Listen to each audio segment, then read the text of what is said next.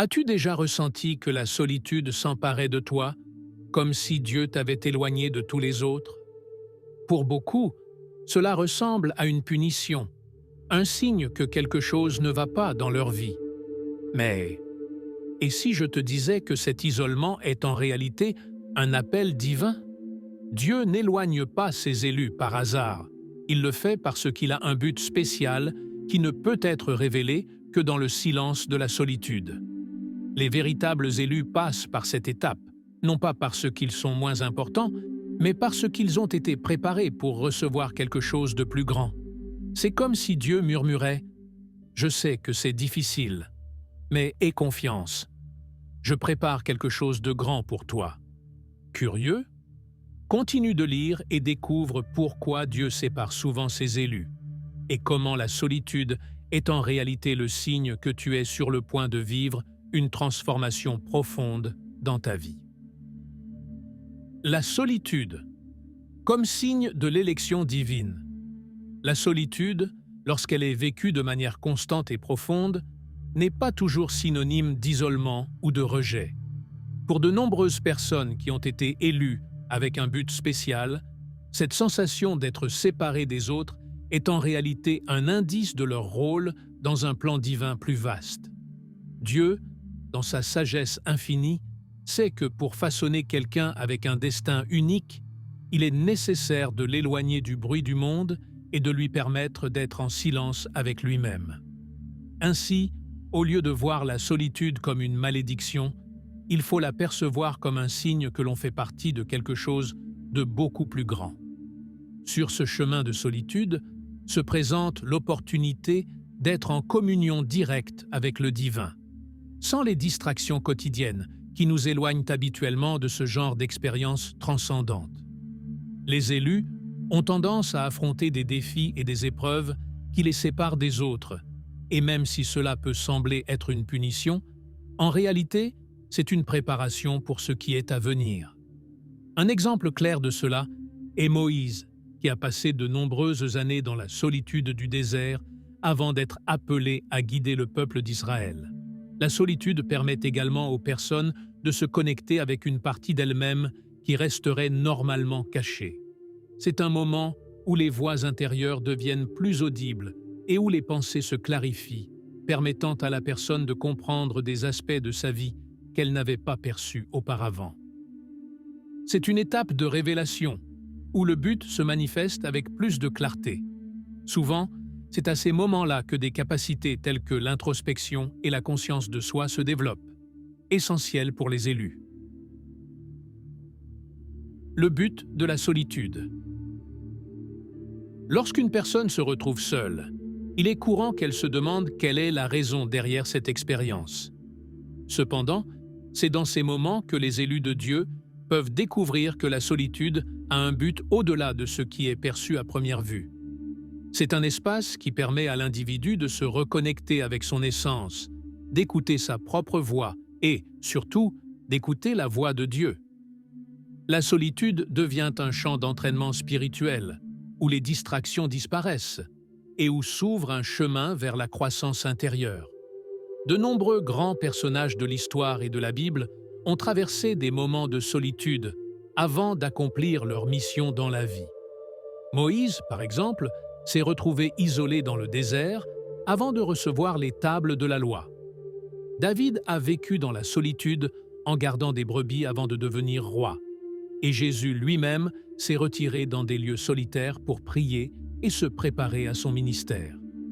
Dans tous ces cas, la solitude n'a pas été un temps perdu, mais une étape nécessaire pour qu'ils puissent comprendre leur but et renforcer leur relation avec Dieu.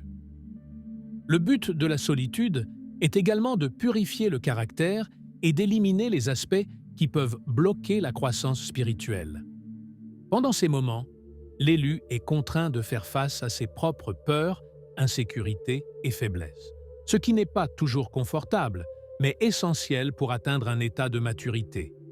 C'est comme un sculpteur qui enlève peu à peu ce qui est en trop pour révéler le chef-d'œuvre qui se trouve à l'intérieur.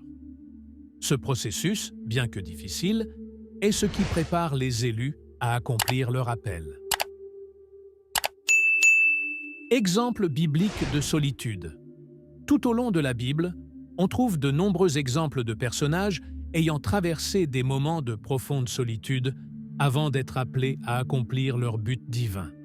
L'un des cas les plus emblématiques est celui de Moïse, qui a passé 40 années dans le désert, éloigné de son peuple et de toute distraction, pour finalement se retrouver face à face avec Dieu dans le buisson ardent.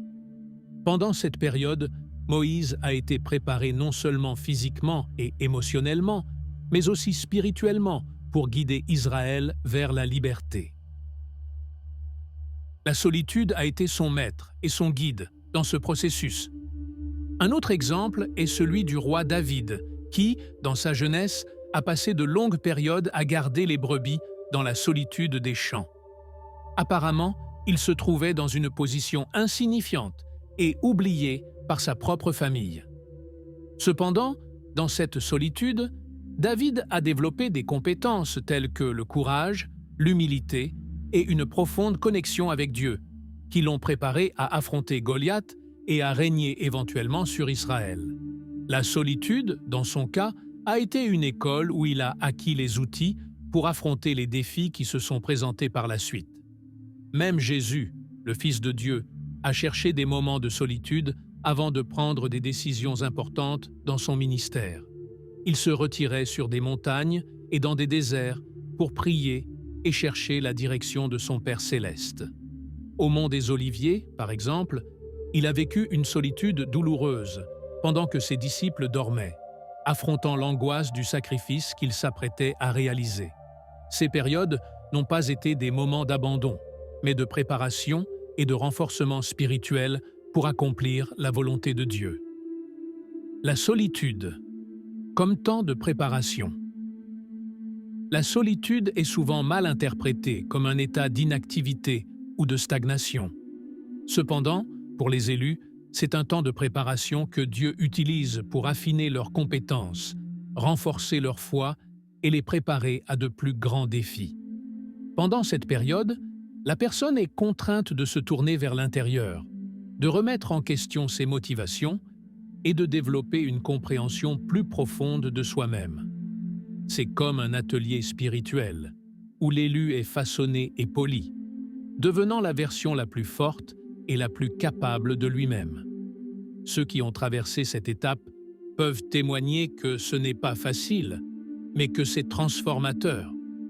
Dans la Bible, nous voyons comment des personnes comme Joseph ont été séparées de leur famille et placées dans des situations d'isolement, comme la prison, avant d'être élevés à des positions de grande autorité.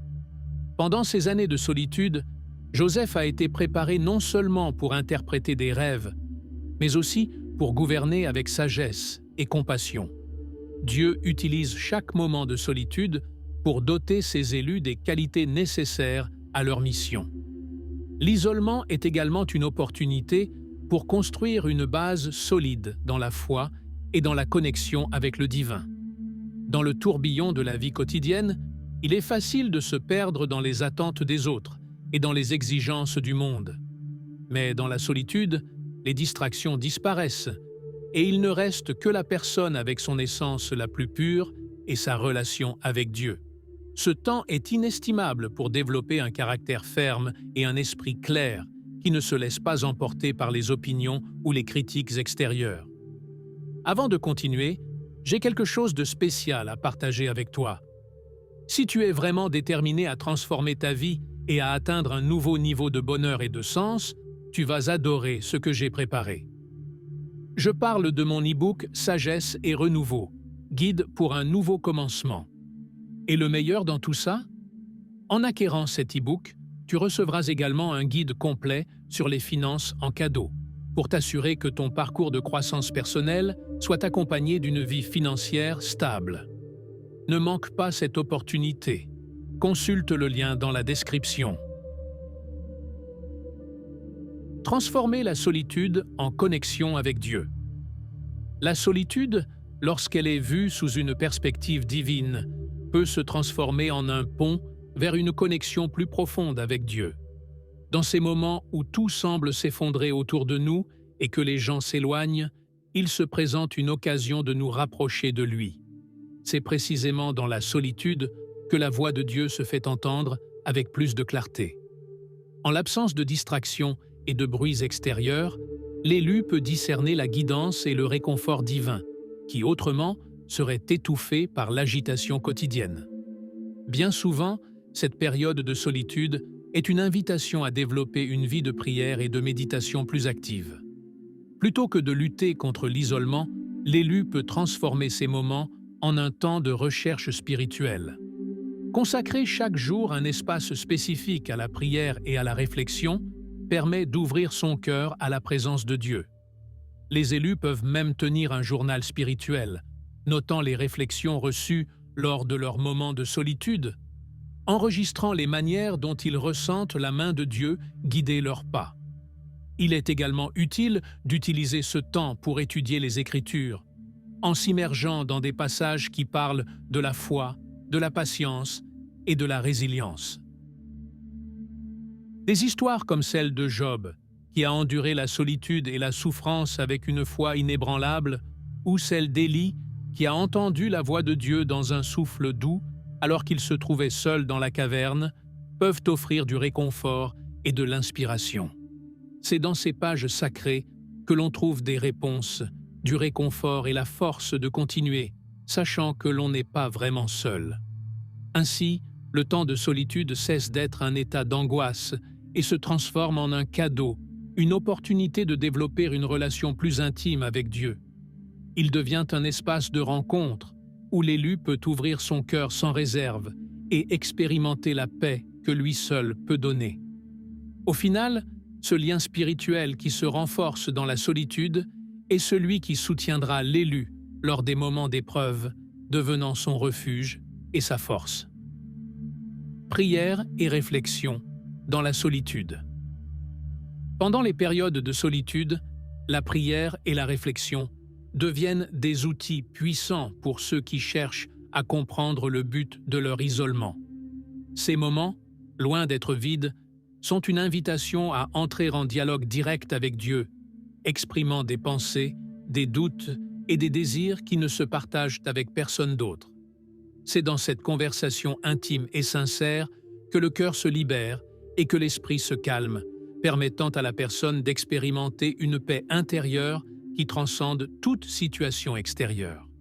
La prière n'est pas seulement un acte de foi, mais un refuge où l'âme se retrouve et s'aligne avec le divin. Pour tirer le meilleur parti de ces moments, il est recommandé de créer un espace spécial dédié à la prière et à la méditation, que ce soit à la maison ou en plein air, comme un coin dans le jardin ou un endroit isolé dans un parc.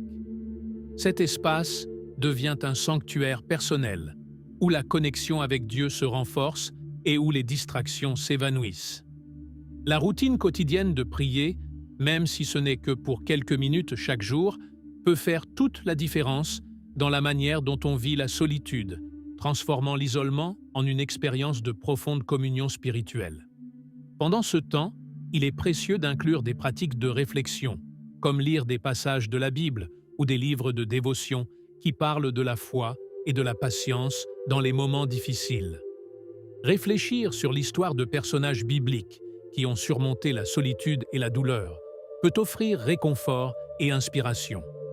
L'écriture est également un outil efficace pour exprimer les émotions et les pensées.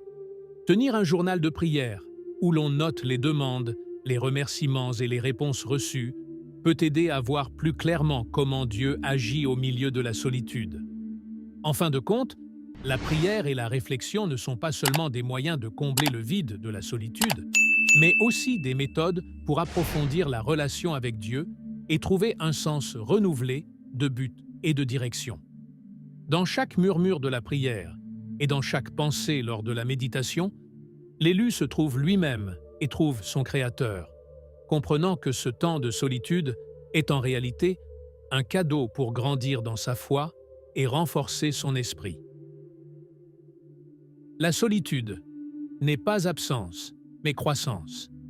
Il est courant de confondre la solitude avec l'absence de compagnie ou le manque de soutien. Cependant, pour les élus, cette perception est seulement superficielle. La solitude est un espace où l'on expérimente une croissance intérieure profonde, quelque chose qui serait difficile à atteindre au milieu de la compagnie constante d'autres personnes. Dans ces moments, l'élu a l'opportunité de se confronter à lui-même, d'observer ses propres pensées, d'explorer ses émotions et d'identifier les domaines qui nécessitent un développement. C'est un processus similaire à celui de l'arbre qui, en silence et en solitude, enfonce ses racines profondément pour se tenir debout en temps de tempête. Cette croissance se manifeste dans de nombreux aspects de la vie de l'élu.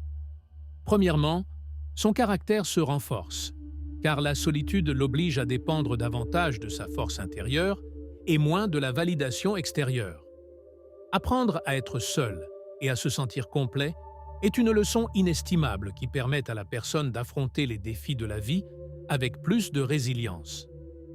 Deuxièmement, la solitude offre l'opportunité de cultiver des compétences qui, autrement, passeraient inaperçues, comme l'introspection, la créativité et l'autodiscipline.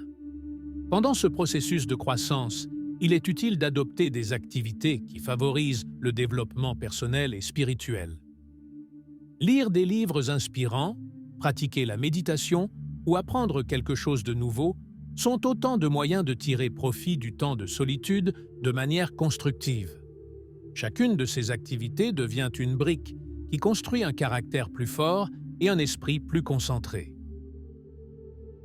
Ainsi, lorsque l'élu sortira de cette période de solitude, il le fera avec une perspective renouvelée et des outils qui l'aideront à avoir un impact positif sur la vie des autres. La solitude, loin d'être un vide, est un terrain fertile où Dieu sème les graines de la croissance et de la maturité spirituelle.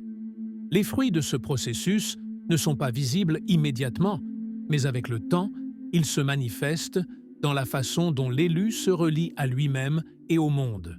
C'est dans cette croissance, dans cet espace de silence et de réflexion, qu'il se prépare à affronter avec courage et sagesse les défis qui l'attendent sur son chemin divin. Trouver un but dans la solitude. La solitude est un terrain fertile pour découvrir le véritable but que Dieu a réservé à chacun de ses élus. Dans ces moments d'isolement, lorsque les voix extérieures s'éteignent et qu'il ne reste que le murmure de sa propre conscience, c'est là que l'on peut entendre les réponses qui semblaient auparavant insaisissables. Pour beaucoup, la solitude est le catalyseur qui leur permet de remettre en question leurs décisions, d'analyser leurs actions et de redécouvrir les désirs les plus profonds de leur cœur. C'est dans ce processus introspectif que les doutes s'éclaircissent et qu'une vision plus nette du chemin à suivre émerge. Un exemple de cela se trouve dans la vie d'Abraham. Lorsqu'il a été appelé par Dieu à quitter sa terre et sa famille, il a dû traverser une longue période de solitude et d'errance. Pendant ce temps, Abraham a eu l'opportunité de réfléchir profondément sur sa foi et sur le but que Dieu lui avait révélé. Cet isolement n'a pas été une punition, mais un temps nécessaire pour qu'il puisse trouver la force et la conviction de devenir le père d'une grande nation. Ainsi, sa solitude s'est transformée en fondement d'un but qui transcenderait les générations. La solitude nous permet également de découvrir qui nous sommes réellement et ce que nous désirons accomplir, sans l'influence ou les attentes des autres. Souvent, en compagnie d'autres personnes, nos décisions et nos actions peuvent être conditionnées par ce que l'on attend de nous. Mais quand nous sommes seuls, il n'y a personne à impressionner, ni d'attente à satisfaire, sauf les nôtres. Cet espace d'authenticité est inestimable, car il nous donne la liberté de redéfinir notre identité et nos objectifs dans la vie, les alignant avec la volonté divine. Pour tirer profit de ce temps, il est utile de consacrer des moments spécifiques à la réflexion et à la recherche de buts, comme écrire dans un journal, prier avec des intentions claires et se demander ce que Dieu souhaite pour soi. À la fin, trouver un but dans la solitude, c'est découvrir la valeur d'être guidé par un but plus grand que soi. C'est comprendre que chaque moment d'isolement est une opportunité de plonger plus profondément dans la mission personnelle que Dieu a confiée, émergeant de la solitude avec un sens renouvelé de direction et de détermination. Accepter la solitude avec foi et patience. Accepter la solitude n'est pas une tâche facile, surtout lorsqu'elle est ressentie comme un état imposé plutôt que comme un choix. Cependant, pour ceux qui comprennent que ce temps fait partie du plan divin, la solitude devient une opportunité de renforcer la foi et la patience. L'accepter avec sérénité est un acte de lâcher-prise, où l'élu décide de faire confiance au fait que Dieu a un but plus grand derrière cet isolement. Ce processus implique de mettre de côté les plaintes et les lamentations, et à la place, de développer une attitude de gratitude pour la croissance que l'on expérimente dans la solitude. L'un des plus grands défis pendant cette période est d'éviter de tomber dans le désespoir ou dans l'impatience. Le manque de compagnie et la sensation d'être bloqué peuvent obscurcir la perception de l'élu, l'amenant à croire que la solitude est un état permanent. Cependant, lorsqu'elle est acceptée avec foi et patience, la solitude se transforme en une période d'attente active, où chaque jour est vécu avec l'espoir que Dieu œuvre dans le silence. Un exercice pratique pour cela est de créer une liste de gratitude, en se concentrant sur les apprentissages et les bénédictions qui ont émergé pendant le temps de solitude. Les récits de personnages bibliques, comme Job, qui a tout perdu et a pourtant maintenu sa foi en Dieu, sont un puissant rappel de l'importance d'accepter la solitude avec patience. Dans ces moments les plus sombres, Job n'a jamais renoncé à sa confiance dans le plan divin et à la fin, il a été récompensé par l'abondance et la restauration. Son histoire nous montre que la patience et la foi durant la solitude ne sont pas vaines, mais qu'elles préparent le terrain pour une bénédiction plus grande.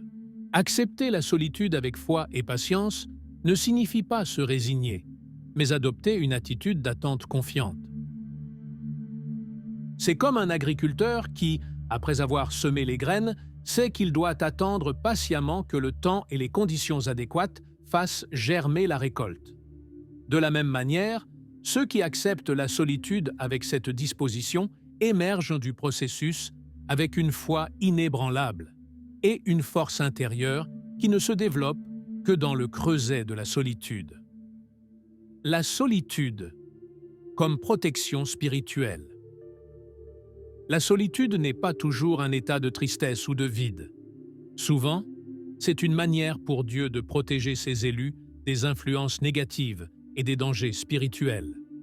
En les séparant de certaines personnes, environnements ou situations, il les préserve de circonstances qui pourraient détourner leur attention ou contaminer leur esprit.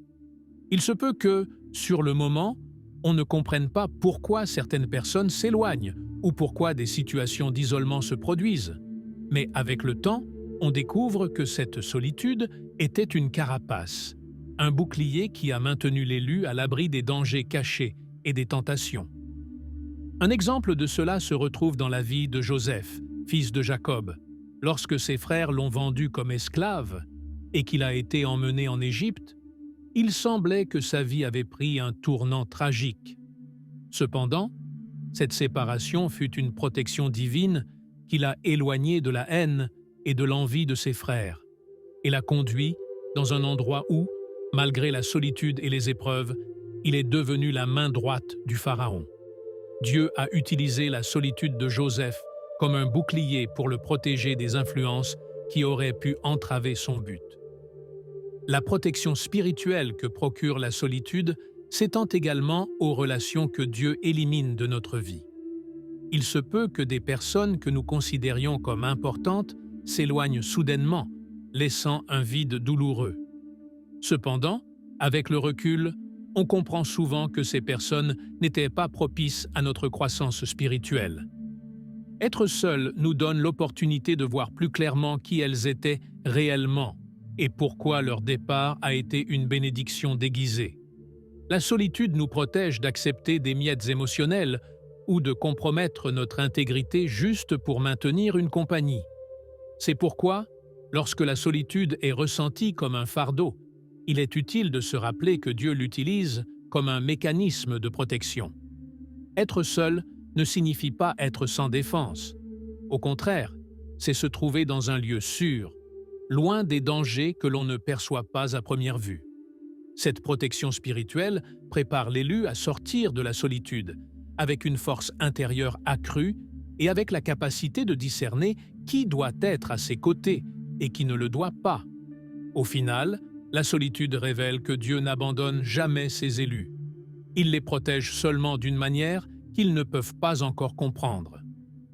Récit de la solitude dans l'histoire chrétienne. Tout au long de l'histoire chrétienne, de nombreux saints et leaders spirituels ont vécu la solitude comme une étape de purification et de croissance spirituelle. Saint Antoine le Grand, par exemple, est connu comme l'un des premiers ermites du christianisme. Il s'est retiré dans le désert, cherchant à s'éloigner des distractions du monde et a vécu dans la solitude pendant de nombreuses années. Ce temps n'a pas été une inactivité, mais une période de méditation et de prière profonde.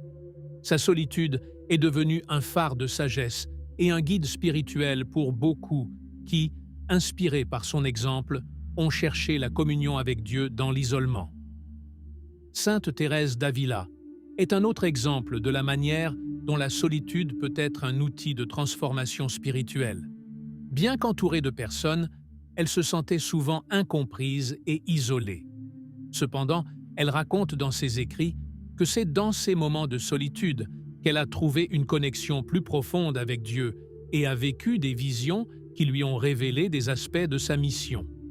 La solitude l'a conduite à une compréhension plus élevée de la foi et à la fondation de couvents dédiés à la prière et à l'introspection. Un autre cas est celui de Saint Jean de la Croix, qui dans son célèbre poème « La nuit obscure de l'âme » décrit son expérience de solitude et de vide comme un chemin nécessaire pour atteindre l'union avec Dieu. À travers son isolement et sa souffrance, il a compris que la solitude était un creuset purifiant son âme, le préparant à recevoir la lumière divine. La nuit obscure de Saint Jean est aujourd'hui un symbole d'espoir pour ceux qui traversent des périodes de solitude et d'obscurité, leur rappelant qu'après cette nuit, une nouvelle lumière se lève toujours. Ces récits montrent que la solitude, dans la vie des élus, n'est pas une condamnation, mais un temps de préparation et de purification. Les saints et les leaders spirituels qui ont traversé la solitude en sont sortis avec une foi plus forte, une compréhension plus profonde de leur but et une sagesse qui a inspiré des générations. Leurs histoires sont un rappel que, bien que la solitude puisse sembler douloureuse et difficile, elle a toujours un but dans le plan divin, préparant l'élu à accomplir la mission que Dieu lui a confiée. La solitude nous rend dépendants de Dieu.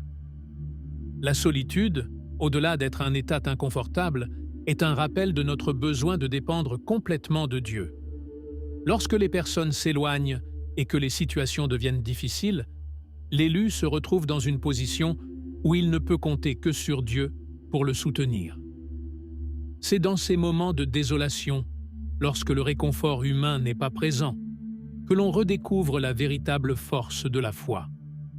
Au lieu de chercher refuge auprès des autres, l'élu apprend à trouver la paix et l'espérance dans la présence divine, reconnaissant que, bien que tout fasse défaut, Dieu reste toujours présent. Cette dépendance se manifeste dans la manière dont la personne affronte les adversités. Lorsqu'il n'y a personne vers qui se tourner, il ne reste plus qu'à s'adresser à Dieu, avec une foi renouvelée. Les prières qui semblaient auparavant mécaniques prennent vie, et le désir de ressentir la présence divine devient plus urgent. Chaque mot de prière, chaque cri et chaque soupir se transforment en pont rapprochant l'élu de son Créateur. C'est un processus où l'âme se vide de tout ce qui est terrestre pour se remplir de la paix et de l'amour que seul Dieu peut offrir. Un exemple clair de cela est le roi David, qui dans beaucoup de ses psaumes décrit la solitude et l'abandon qu'il a ressenti, même de la part de ceux qu'il considérait comme des amis proches. Cependant, au lieu de se lamenter, ses paroles reflètent un abandon total à Dieu. « Le Seigneur est mon berger, je ne manquerai de rien. David a compris que, même au milieu de l'obscurité et de la solitude, Dieu était son guide, son réconfort et sa force.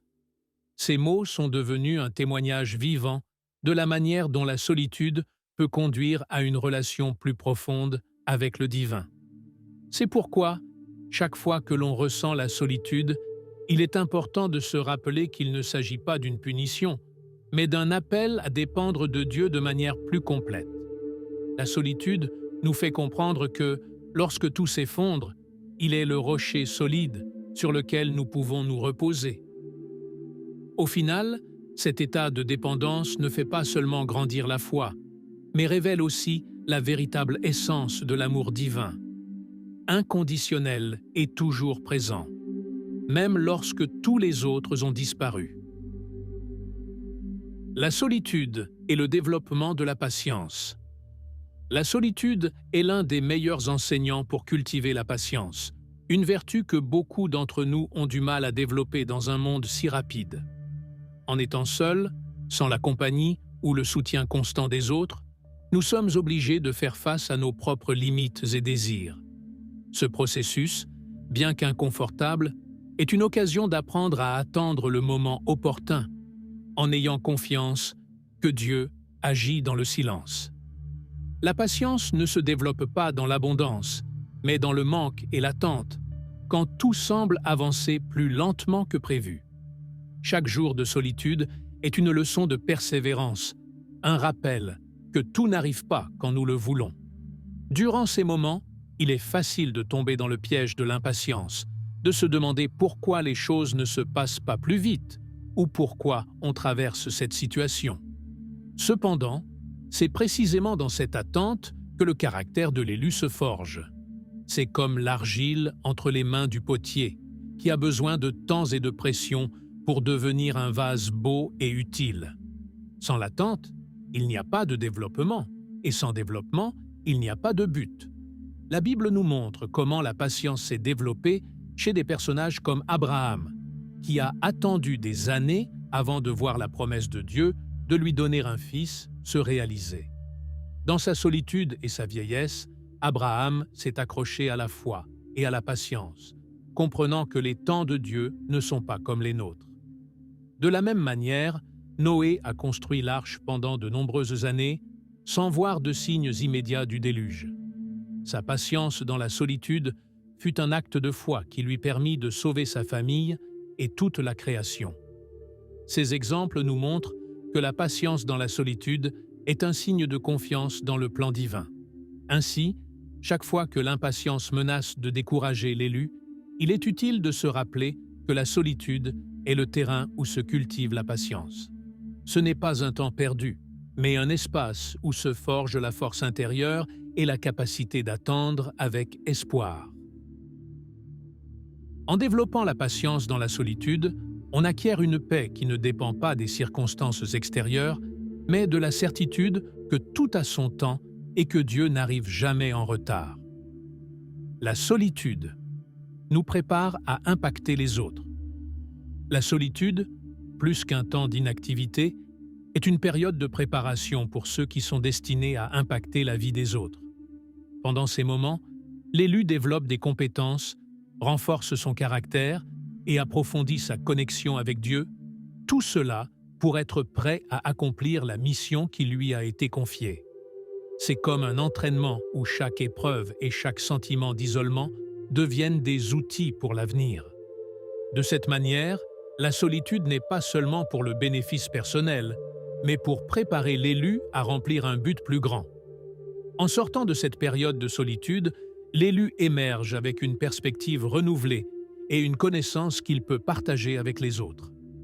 Des personnes comme Moïse, qui ont passé des années dans le désert avant de diriger leur peuple, sont un exemple clair de la façon dont la solitude devient le champ d'entraînement pour le leadership et le service.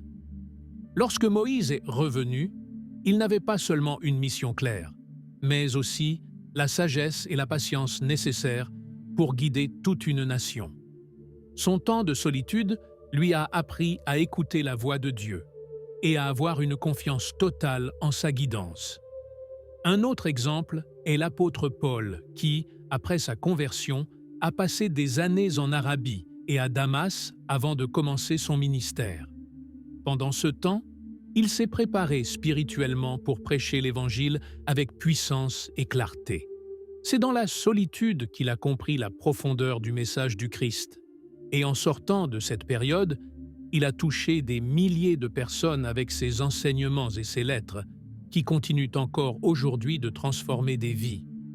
Sa solitude n'a pas été un temps d'attente passive, mais une préparation active pour l'appel que Dieu lui avait réservé. Ainsi, chaque personne qui traverse la solitude doit se demander quelles compétences, connaissances ou forces Dieu est en train de développer en elle, pour que, en sortant de cet état, elle puisse inspirer et aider les autres. C'est un temps d'entraînement, où l'on apprend à voir au-delà de soi-même et à se connecter avec les autres, depuis une perspective de sagesse et de compassion. Au final, la solitude prépare l'élu à impacter les autres, portant avec lui le fruit d'un processus de croissance intérieure qui ne se développe que dans le silence de la solitude. Les élus ne sont jamais vraiment seuls. Bien que la solitude physique puisse être ressentie comme un abandon, les élus ne sont jamais réellement seuls. La présence de Dieu les accompagne à chaque pas qu'ils font, même lorsqu'ils ne peuvent pas la percevoir clairement. C'est pendant ces moments de silence et d'isolement que la voix de Dieu devient plus perceptible et sa présence plus tangible. Le sentiment de solitude se transforme alors en un rappel que, bien que les personnes manquent à l'appel, Dieu reste toujours fidèle. C'est un temps où la compagnie divine est expérimentée d'une manière plus profonde et plus significative. Souvent, la solitude se ressent plus intensément parce que l'élu se concentre sur l'absence de la compagnie humaine. Cependant, lorsqu'il change son point de vue pour se focaliser sur la présence constante de Dieu, la perspective se transforme. Il comprend que Dieu a séparé l'élu pour avoir un temps intime et personnel avec lui, libre de distractions et des attentes des autres. La solitude physique devient alors une rencontre spirituelle, où l'élu peut recevoir des révélations, du réconfort et des orientations qu'il n'obtiendrait pas dans une compagnie constante.